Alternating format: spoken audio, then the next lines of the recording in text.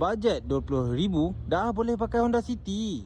Okey, Assalamualaikum. Dengan modal 20,000 korang dah boleh pakai Honda City i-VTEC yang datang dari tahun 2011 dengan CC 1.5 auto.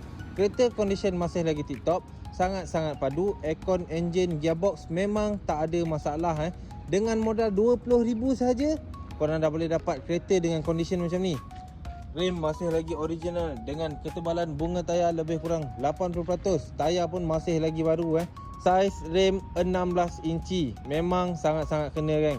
Kereta condition tak ada masalah, bebas aksiden, bebas banjir. Cuma yang sikit-sikit tu biasalah, geng. Contoh dia bahagian bawah ni ada kemek sikit. Situ je lah. Lain-lain tak ada masalah. Untuk bahagian hadapan dia pula, korang boleh tengok dia punya grill masih lagi cantik, masih lagi lawa. Headlamp dia pun masih lagi clear. Tak ada kuning, tak ada pecah, tak ada merekah. Condition memang sangat-sangat cantik. Okey, kita tengok pula bahagian dalaman kereta ni. Untuk bahagian dalaman kereta ni, dia datang dengan interior berwarna hitam, seat fully fabric original daripada Honda sendiri, dengan steering wheel 3 batang, dashboard cantik, tak ada pecah, tak ada merekah. Bahagian tengah ni pun masih lagi original, tak ada ubah-ubah lagi. Condition kereta memang sangat-sangat mantap, geng.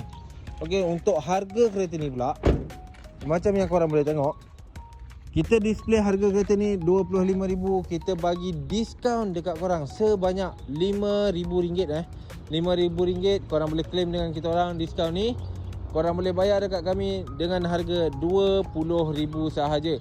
So, kalau korang berminat, macam biasa, korang boleh contact nombor yang ada dalam video. Like, komen dan juga share supaya korang tak terlepas next update daripada kami.